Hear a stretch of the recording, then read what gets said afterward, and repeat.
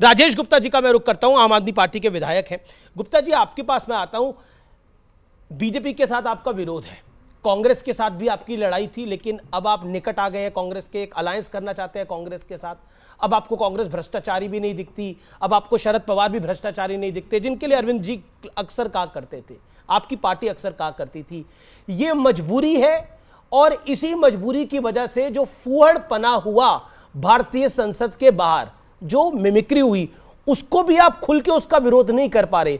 हो सकता है आप दिल से साथ ना हो, लेकिन बोल भी नहीं पा रहे, यानी दिल की अरमा जो है वो जुबान पर नहीं आ पा रहे। देखिए अमीश भाई, मुझे ऐसा लगता है कि मैं जब सामने मेरे जो टॉपिक आपने चलाया कमल या दलदल, माफ़ कीजिएगा आपका शो, आप जो मर्जी नाम रख सकते हो, लेकिन नाम मुझे कुछ अच्छा नहीं लगा, क्योंकि दलदल कमल मतलब ये ठीक नहीं है। आपने बहुत अच्छी अच्छी फोटो लगाई है, मुझे बहुत खुशी हो रही है, आदरणीय प्रधानमंत्री जी उसमें मुस्कुरा रहे हैं, गृह मंत्री जी मुस्कुरा रहे हैं, लेकिन बाकी सबको भी मुस्कुराते हुए लगा दो, क्या दिक्कत है? उसमें कोई परेशानी थोड़ी है ना? देखिए अब मैं एक एक करके बता हमारी है नहीं, अरविंद जी भाई एक एक करके बता देता हूं मैं। अब मैं इसलिए देखिए बीजेपी 3 राज्यों में चुनाव जीती है, बीजेपी 3 राज्यों में चुनाव जीती है, तो मोदी जी और अमित शाह खुश हैं। अरविंद जी परेशान है ईडी के नोटिस के बाद। नीतीश जी को पता नहीं है कि आगे भविष्य में क्या होगा। अखिलेश जी कह रहे हैं कि इंडिया वालों के साथ मैं जाऊंगा नहीं जाऊंगा, और आगे सुनिए, आगे सुनिए, ममता जी कह रही हैं कि अब ये राहुल जी पता नहीं और आगे क्या करते हैं, और राहुल जी कह रहे हैं मैं कुछ भी कर सकता हूं, सरप्राइज कर सकता हूं। आपने जो पॉइंट पूछा कि जो बाहर आके संसद के बाहर हुआ, पहली बात तो बार बार इस बात पे ध्यान देने की बात है कि संसद के अंदर नहीं हुआ, जो मिमिक्री हुई जो हुई वो संसद के अंदर नहीं थी, बाहर थी। इन दोनों बातों में बहुत अंतर है, और बाहर क्या होता है वो एक अलग आचरण है, अलग आचरण होता है। दो सम्मानीय हमारे साथ में सांसद है, मैं विधायक हूं, मैं आपको अच्छी तरह बता सकता हूं, तो इसमें थोड़ा डिफरेंस है। जैसे कि यहां आप क्या करते हैं वो एक अलग बात है, और इस बिल्डिंग के बाहर क्या करते हैं वो एक अलग बात है। खैर, सबसे पहली बात यह। दूसरी बात यह है कि जो हुआ, जो कल हुआ, जो परसों हुआ, देश के इतने अच्छे अच्छे जो मेडल लेके आने वाले हैं, वो कहते हैं हम आज के बाद में खेलेंगे नहीं, अपने जूते उठा के उन्होंने टेबल पर रख दिए, उस पर कोई बहस नहीं। उसी समुदाय से वो लड़कियां आती हैं। मेरा तो सुधांशु जी से सवाल है कि अगर हमारे महामहिम जी, उपराष्ट्रपति जी, ये कहते हैं वो एक संवैधानिक पद है, आप कहते हैं, मैं भी मानता हूं, मैं भी जानता हूं, लेकिन अगर वो एक संवैधानिक पद है तो क्या उनको कहना चाहिए मैं एक विशेष समुदाय से आता हूं? और अगर वो समुदाय से आते हैं, अगर वो ये कह रहे हैं, तो क्या उनको तकलीफ नहीं हुई जब उस लड़की ने रोते हुए कल कहा कि मैं आज के बाद में नहीं खेलूंगी? क्या ये तकलीफ नहीं हुई जब वो लड़की बार बार कह रही थी, वो बच्चियां कह रही थी कि हमारे साथ में ब्रजभूषण सिंह जी गलत कर रहे हैं? तकलीफ नहीं हुई जब हरियाणा के खेल मंत्री के ऊपर आरोप लगे, कोच ने लगाया कि ये बदतमीजी कर रहे हैं? और माफ कीजिएगा, आपने कहा कि पहली बार उपराष्ट्रपति जी की वजह से सम्मान मिला है, इस देश में उप प्रधानमंत्री जी जाट रह चुके हैं, लेकिन सवाल इस बात चलिए कि चौधरी देवीलाल जी रह चुके हैं। अब कहां सर, चौधरी चरण सिंह प्रधानमंत्री रह चुके हैं ना, रह चुके हैं ना, तो उसमें लोगों ने चुन के भेज दिया। आप तो माफ कीजिएगा, मैं कहना नहीं चाहता किस तरीके से रबर स्टैंप की तरह इस्तेमाल करते हैं, लेकिन लोगों ने चुन के भेजा, लोगों ने चुन के भेजा हुआ है। चौधरी चरण सिंह का इस्तेमाल किसने किया था? लोगों ने चुन के भेजा हुआ है। और आप बार बार नाम बदलने के जितने एक्सपर्ट है, जिस तरीके से नाम बदलने के एक्सपर्ट है, रबर स्टैंप की तरह इस्तेमाल कर रहे हैं वाइस प्रेसिडेंट को। काका आतरती की कविता याद आती है कि नाम तो है गंगा जमुना और कुएं पे भरने जाए पानी, तो इंडियन पैनल कोड का नाम बदल दो, इसका बदल दो। अरे किसी बच्ची को सुरक्षा नहीं मिल रही, किसी आदमी को रोजगार नहीं मिल रहा, गरीब को रोटी नहीं मिल रही। JNK में 3 कल हमारे आर्मी के जवान मारे गए। आपके मेरे प्रधानमंत्री, आपने क्या मेरे भी हैं, उनका कहना था कि अब नोटबंदी हो गई, अब सारा भ्रष्टाचार खत्म, लोगों पे पैसे मिले जा रहे हैं। कहते हैं हमारे जवान नहीं मरेंगे, आतंकवाद खत्म। एमपी के पास एक सुनिए, किसी के पास मिले, ये काम किसका? एक उसकी गठबंधन कर रहे हैं अमीश भाई। अगर ईडी और सीबीआई का जैसे दुरुपयोग हो रहा है, अगर ये लगाते, और जिस कांग्रेस के सांसद के साथ मिला उसके साथ आप लोग गठबंधन कर रहे हैं। पार्लियामेंट में अटैक होता है तो इनके टाइम पे होता है, उसके बाद अरे कोई तो जवाब देगा, अटैक हो कैसे गया? मलूक नागर और दुष्यंत नागर, पुलवामा के अंदर 300 किलो आरडीएक्स कहां से आया? बाबा अंबेडकर साहब ने जो संविधान लिखा, उस संवैधानिक ढांचे में जो राष्ट्र के महामहिम उपराष्ट्रपति हैं, उन्हें नेशनल टेलीविजन पे रबड़ स्टाम्प कहने मुझे घोर आपत्ति है। इस बात पे हमको कोई अधिकार नहीं है सार्वजनिक रूप से संवैधानिक पद पे बैठे हुए किसी के खिलाफ भी इस तरह की टिप्पणी करने का। ये आपने एक वाजिब बात बोली, रबर स्टैंप जैसे शब्द बोलना मुझे नहीं लगता वाजिब है। ओके दुष्यंत जी आपको बता रहा हूं, आप मंद मुस्कुरा रहे हैं तब से, जब से बताऊंगा सर, मैं मुस्कुराहट, अपने भाई अच्छा बोल रहे हैं, इधर से अपने भाई लोग अच्छा बोल रहे हैं। अच्छा, मैं और हमारे भारतीय जनता पार्टी के साथी क्या बोल रहे हैं? ब्रिटिश उपनिवेश काल की बात कर रहे हैं। कि हमने ब्रिटिश उपनिवेश काल के कानून को खत्म कर दिया। अरे भाई, ब्रिटिशर्स के साथ तो आप थे, आप तो कांग्रेस के साथ नहीं थे जब कांग्रेस लड़ाई लड़ रही थी, आजादी के आंदोलन की लड़ाई लड़ रही थी। दूसरा, आप बात संसद की कर रहे हैं, संसद में अटैक करने वाले लोगों की बात कर रहे हैं। संसद में जो अटैक जिन लोगों ने किया वो कौन, उनको ले जाने वाले कौन थे? आप ही के पार्टी के सांसद थे। आपने, अरे भाई, उन्होंने पास इशू करवाया, आपने एक रामायण का दोहा सुनाया, रामायण की एक चौपाई सुनाई, मैं भी सुना देता हूं। उग्रई अंत न होय निबाहु, काल नेमि जीवन रावण राहु। तो इनकी सच्चाई, जिस तरह से रावण जानकी जी का अपहरण करने के लिए साधु बन के गया, जिस तरह से राहु ने देवता का रूप बना के अमृत को पीने का प्रयास किया, जिस तरह से काल नेमी ने संत का रूप बना के हनुमान जी के मार्ग को रोकने का प्रयास किया, लेकिन उनकी सच्चाई बाहर आ गई दुनिया के सामने।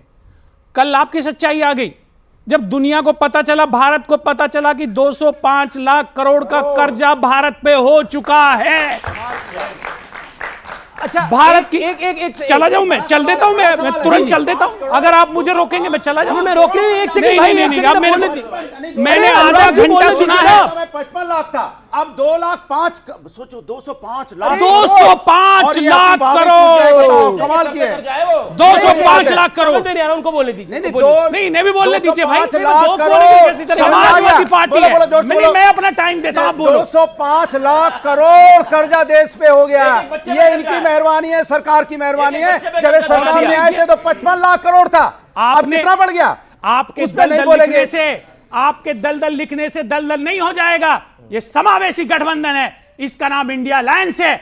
ये जो युवा आपके पीछे बैठा हुआ है, ये उसकी आशा और उम्मीदों पे खरा उतरेगा। इंडिया सरकार, इस बार इंडिया सरकार। अच्छा ठीक है, एक सेकंड। अच्छा ये बताइए, आपने बोला उन्होंने बोला इस बार इंडिया सरकार। अब बताइए, ये जो इंडिया की सरकार आएगी उसमें इसी तरह की मिमिक्री होगी, इसी तरह की वीडियोग्राफी होगी? राहुल जी जो इस तरह की वीडियोग्राफी कर रहे थे, करी मिमिक्री प्रधानमंत्री जी के। मैं प्रधानमंत्री का आदर करता हूं, लेकिन मेरे पास वीडियो है उनके मिमिक्री। क्या प्रधानमंत्री ने कब करी मिमिक्री? पार्लियामेंट में करी है। किसकी करी? फिर चल जाएगा, किसकी देख करी? लो। अरे मैं है, दिखा दूंगा। नहीं, आप जिस बात की बात कर रहे हैं वो तो घटना बताई प्रधानमंत्री ने करी।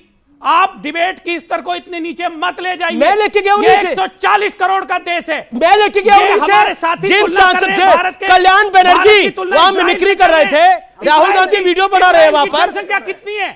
और समाजवादी पार्टी के एक नेता कह रहे हैं अमेरिका में भी ऐसा होता है, तो अमेरिका से लड़ो चुनाव भाई। देखिए, हमारी जनरेशन से लेके ये जो जनरेशन बैठी है, देखिए सबको किसी का भी मजाक उड़ाने का अधिकार है, संविधान देता है। आप प्रधानमंत्री का, मंत्री का, सांसद का, विधायक का, मगर सबने स्कूल में पढ़ा होगा, राष्ट्रपति उपराष्ट्रपति का मजाक नहीं उड़ाया जाता है।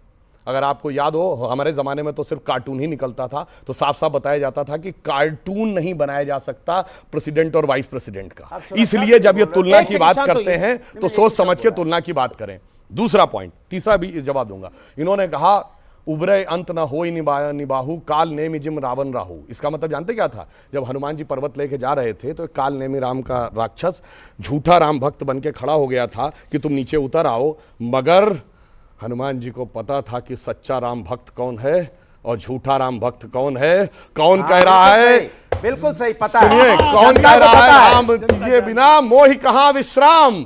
वो हमने करके दिखाया, और जो लोग ऐसे नाटक करके जाते थे वो बेचारे उबर गए, वो उबर के ऊपर नहीं पाए। अब दूसरी बात इजराइल हो रही है। अब मैं बताना चाहता हूं, सुनिए, आजकल इन्होंने कहा इजराइल से हमारी तुलना, बिल्कुल सही बात है। मेरा दिल भी कचोटता था, छोटा सा देश, और उसके ऊपर कोई आक्रमण करने की हिम्मत नहीं करता था, घुस घुस के मारता था। हमारी स्थिति है कि दुनिया में मोहल्ले की लड़ाई से लेके और दुनिया की लड़ाई तक क्या होता, हमेशा छोटा और कमजोर कहता है कि बड़ा और ताकतवर हमें सता रहा है।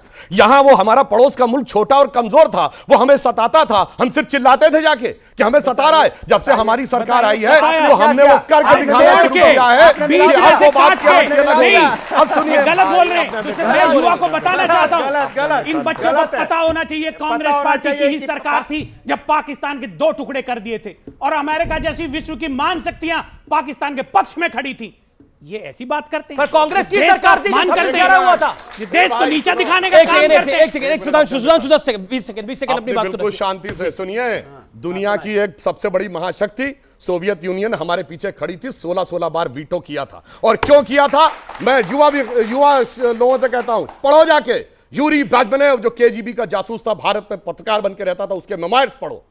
मित्रों के जारकाइव केजीबी में पार्ट 2 पढ़ो, समझ में आ जाएगा कि असली खेल कौन खेल रहा था। ये तो मोरे थे। आप बता दो। अन्यथा क्या कारण था कि 93,000 प्रिजनर वार के बाद आप तो बता दो। खैर आप तो आज की भाई बात साहब, आप बताते हैं। तोड़ दीजिए। अरे भाई अब तो आप बता तोड़ रहे हैं। दीजिए। अरे भाई सुनिए तो मैं क्या जवाब बात दे कर रहा रहे हूं। हो? डॉलर के आपने जो तोड़ा? आपने रिटर्न आप कह रहे हैं कि आप तोड़ दीजिए, अरे थोड़ा पाकिस्तान सुनिए, को तोड़ थोड़ा दीजिए। है। जी जी। ये सुनिए, आपने वो वीडियो देखा है जो पाकिस्तान का सांसद पाकिस्तान के नेशनल असेंबली में बोल रहा था, वहां के विदेश मंत्री को कोट करते हुए कि शाह महमूद कुरैशी साहब बैठे थे, आर्मी चीफ आए और आर्मी चीफ के पांव कांप रहे थे। उन्होंने कहा कि खुदा का वास्ता है अभिनंदन को वापस कर दो वरना शाम तक इंडिया अटैक कर देगा। ये तो 1971 में भी नहीं हुआ कि पाकिस्तान के आर्मी चीफ के पांव कांपे हो और हमारे साथ कोई नहीं खड़ा हुआ था। जनाब आपके साथ कोई माइक इधर लाओ। अरे माइक इधर लाओ। ठीक है, एक मिनट। अनुराग सुन लो, अनुराग सर, अरे ये क्या तरीका, ये क्या तरीका? आर्मी के ताकत पे, देश की आर्मी के ताकत पे, आपकी नहीं। अब देखो, दो एक-एक करके, एक-एक कमाल है भाई। करके 15 सेकंड ये बोल लेते। भुट्टो ने तो पैर पकड़े थे इंदिरा जी के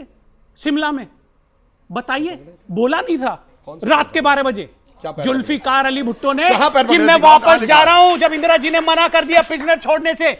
आप क्या बात तो कर रहे prisoner हैं? छोड़ने- आप छोड़े यही कि नहीं? दिखाना चाहते हैं अरे कि सुनिए। जब से 2014 से भारतीय जनता पार्टी की सरकार बनी है तब से ही भारतीय सेना का तेज बढ़ा है, जब से ही भारत बढ़ा है। 26/11 का हमला हुआ, उसके बाद हमारी फौज एक्शन लेने को तैयार थी, मगर इनकी सरकार ने इसलिए कार्रवाई नहीं की पाकिस्तान पे क्योंकि उन्हें लगा कि बीजेपी को उससे फायदा ना हो जाए। और ये बात बराक ओबामा ने अपनी किताब प्रॉमिस लैंड में 2010 में मनमोहन सिंह के बाद के आधार पे लिखी है। और इनके जमाने में आपके बीच में नहीं बोले, आपके बीच में नहीं बोले। देखिए चिल्लाइए नहीं, अपने रिटर्न एक आपके बीच में नहीं और बोले, इनके जमाने वो में किसी के बीच में नहीं बोले। हमारी फौज जीत के आती थी, ये टेबल पे हार जाते थे। अरे छीन छीन देश का गुलाब ले गया, ताशकंद में वतन का लाल सो गया, और ये सुलह की शक्ल को संवारते रहे, जीतने के बाद बाजी हारते रहे। ओके, एक सेकेंड। अब क्योंकि बात हो रही है पाकिस्तान और भारत के रिश्तों की, आज इसका एक जिक्र तो बराक ओबामा की किताब ने करा, लेकिन कांग्रेस के खुद के मंत्री मनीष तिवारी ने कहा है कि कांग्रेस सरकार की सबसे बड़ी भूल क्या थी, जब 26/11 का हमला हुआ उसके बाद पलटवार नहीं करा। क्यों पलटवार नहीं करा? हमारे घर के अंदर घुस के हमें आतंकी मार के गए थे। हमारा देश क्या इतना कमजोर था कि हम हमला नहीं कर सकते थे, बदला नहीं ले सकते थे। कांग्रेस का शासन सोता रहा, कांग्रेस की सरकार सोती रही 26/11 के हमले के बाद, और इतिहास ने इसकी चीख चीख के गवाही दी।